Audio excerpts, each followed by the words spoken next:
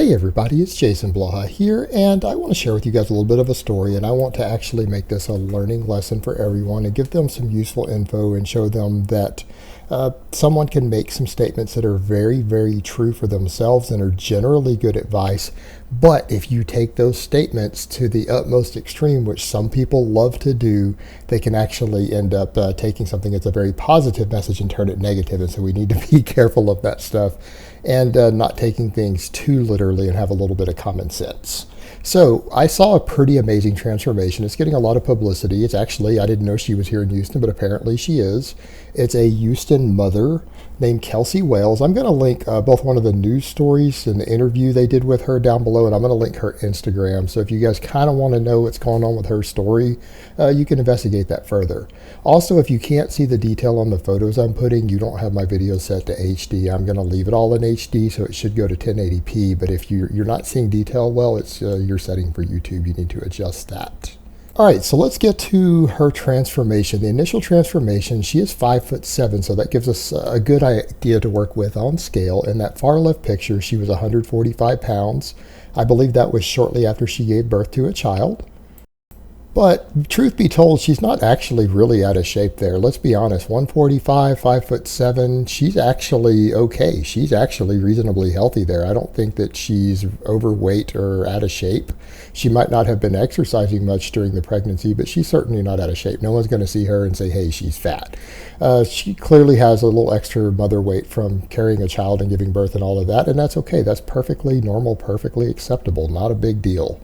And what she did, it looked like she lost 23 pounds. And you can notice in the middle there, she went down to 122. Now, a lot of people are going to say she's looking a little too thin there, and I would tend to agree that medically speaking, she's actually okay. We're going to discuss BMI here in a bit, but she's getting borderline too thin at that point. And in fact, if you run the math, if she loses about another 4 or 5 pounds, it would actually be cause for concern medically. She's actually still in the healthy BMI range though, and that's something we do need to look at with this whole transformation. At no point in any of these three pictures did she actually leave the medically healthy BMI range, and we'll jump to some of that in a bit. But yeah, she's getting a little thin there. In fact, probably a lot of her family members, you guys know how family are, they probably jumped in and were concerned with her drastic weight loss after giving birth to a child. Again, you guys know how family are. Some of them probably freaked out on her. And then she went ahead and did an exercise program, and you can see her on the right, 18 pounds difference. But the interesting thing there is most women are scared of bulking up. They're scared of gaining weight. And I think this is kind of what we need to look at with what she's saying, because she's saying, hey, I kind of just threw my scale away and focused on training and diet, and I gained 18 pounds. But again, as you guys notice, she doesn't really look bigger. She didn't bulk up.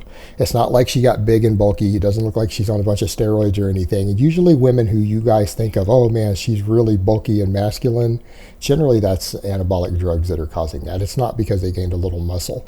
Because realistically, you take that middle one, she's looking a little thin, and then you look at the one on the far right, and she actually looks really healthy. I mean, you look at her, she looks very athletic, she looks very fit, looks very lean, but she doesn't look like a bodybuilder. Like most people, I would hope most people aren't going to look at that and go, ooh, gross. No, most people are going to look at that and go, that chick's in shape. She works out. She looks athletic. She looks like a volleyball player or, a professional tennis player or something. She looks athletic. And so again, weight training, but that's 18 pounds of weight gain. But I think what's interesting, and I think you can see it more so when we go to the back clip. So let's look at that. She looks leaner. Now, obviously a little bit of spray tan, some better lighting can make a world of difference. That always makes a world of difference. But the difference is what usually happens, and this is exactly what you saw here, you gain 18 pounds of solid muscle. What usually happens, it makes you look a little bit leaner. That's the whole point. You actually look like you've lost fat. And a lot of times with women, because the muscle bellies will get just a little bigger, and they're not gaining any exercise around their joints or anything, at the same body fat, it will actually make them look like they've lost a little bit of fat because the proportions change, the muscle tone changes, and actually at the same amount of body fat, a lot of times women, and men to some extent too, actually, but with women, you particularly can see it from behind, is that she looks leaner. She probably isn't leaner. She probably didn't lose any significant amount of fat in that 18-pound weight gain, but she looks like she lost fat. And that's kind of the interesting point when it comes to any significant amount of muscle gain. It tends to make you look a little leaner sometimes, even if you haven't lost fat. And particularly women, and particularly from that back view, which is demonstrated here, she looks like she lost fat. But she probably didn't. And again, it's the muscle tone, the dispersion of the fat over the muscle, the change in proportions. Now, 18 pounds of muscle gain in that time period, I think that's a 72-week transformation. That's just over a year. That's probably all of her noob gains. So some people are going to say, hey, do you think that was a drug-free transformation? Yeah, I think it's reasonable to assume it was. Is it a pretty serious transformation for that time frame? Yeah, that's probably the bleeding edge of what you're going to get away with drug-free. You're probably not going to make a bigger transformation than she did without drugs. I think that's a fair statement. It's probably right about the edge of what you could get away with, but that means that it's within the acceptable level. I don't think she used any drugs for that transformation that I could tell. It's possible, but I don't see any signs. Now, that being said, she has probably made all of her noob gains. She is probably not going to gain very much more muscle, even if she tries from that point, because I think she's right about there, about all of her frame. It's going to hold. Like, her frame isn't going to let her put much more muscle on than she has there, no matter how hard she tries, unless drugs go into the mix. And that's the interesting thing that women need to be aware of. And this is good for you guys to show women, show your girlfriends, show your wives, your daughters, your mothers, your sisters.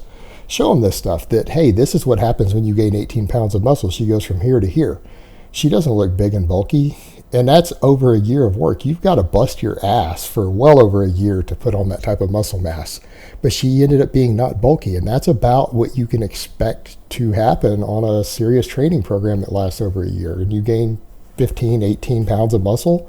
You're not going to look bulky after that. You're not going to look like She-Hulk. You're not going to look like you're on drugs if you didn't use drugs. But it's a fantastic transformation. But what I want us to point out, and this is the only thing I'm going to disagree with, not because of her situation. In her case, she was right. Throwing out the scale was a good idea for her. And here's what I mean by that. Let's look at the BMI chart and actually look at it closely. You'll notice she's 5'7". In that middle picture, you look at the chart over there, she is right at the bleeding edge of the healthy range. If she goes any lower from that blue edge right there, and you guys can see it about 120 to low 120s, she's right on the edge of that blue, the ideal, medically ideal range. She loses 3 pounds, she drops from the blue into the yellow. All right, at that point, 3 pounds of weight loss under which she is, she's now medically underweight and in a risk area. She is actually potentially unhealthy at that point with 3 more pounds lost. So she stopped barely short of being unhealthy. And you'll notice that when she gained weight, it's the exact same thing. You go over, she's 140 at 5'7", and that puts her right there in the high end, just above the middle of that blue zone, that optimal 18.5 to 25 BMI. And actually, you'll notice that even when she had the baby, again, check 5'7", she was still in the blue zone on that chart. She was in the healthy range. She never left the healthy range at any point in there, the ideal optimal BMI. So when we're talking about tossing out the scale, that doesn't mean that BMI doesn't matter. She stayed successfully within the BMI range. So because she could do that, the scale didn't matter for her. It didn't help her at all to keep track of that scale, and it might have helped her to actually toss it to the side like she did. But she also started and finished in the healthy range. If you're 30 pounds overweight, like let's say you were 5'7" like her, and instead of starting at 145, you started at 180, and you said, I'm not going to watch the scale, and then you start gaining weight.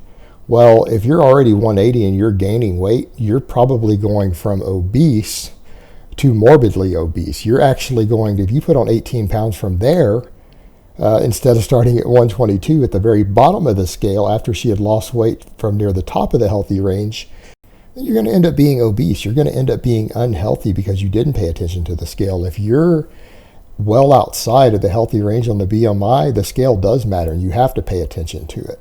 And that's the difference. She took someone who was already reasonably healthy. She was at a healthy range all the way through there and didn't worry about the scale as much. She just worried about getting into shape and gaining some muscle, gaining some strength, getting fit. And so that's fantastic. That's an amazing strategy for her. It worked. It worked very, very well. I don't think anyone's going to argue about that. She did the right thing for her and her situation. However, if you're starting way overweight, you better look at the scale, because you're going to need to bring your body weight down to that healthy range before you start worrying about gaining extra muscle. And the same thing, let's say you're way underweight and you're anorexic. You better pay attention to the scale. But again, I think that's what she's talking about, though. She's worried about the anorexic woman who wants to count the scale, who's already thin, and then they want to train harder and lose fat, and they end up being anorexic or bulimic, and it contributing to their health problems, contributing to further mental health problems for them. And I think that's kind of more of what she was referring to. That's the impression I got. But I think if you take it out of the context of that, of what she was talking about and what she did, a lot of people will mess that up and not realize that she was talking about the anorexic girl who probably needs to gain weight. They need to gain some muscle. And they need to quit worrying about keeping that scale low if they're trying to gain muscle to get healthier, to get fitter, get stronger like she did. And I think for that individual, that group of women, her message is very, very positive, and I would agree with her 100%. But if another group who's already well overweight and they know they need to lose weight for their own health and well-being, if they hear her thing and they throw the scale out, it could be potentially detrimental. So you've got to understand that the message that she's giving is going to have different consequences for different women. And it depends on where you're at as to whether you need to watch the scale or not, and if it matters. And in her case, yeah, definitely not. Her tossing that scale away let her go from being borderline too thin to ended up looking really athletic and fit. So great strategy for her. And for other women in that same strategy who are on the lower end of the scale, yeah, they should probably toss the scale and eat and put a little bit of muscle on and get stronger. But so again, the overweight women, probably not the best strategy. All right, guys, but that's really all I have to say on that today. I hope it's been informative, and I will talk to you guys next time.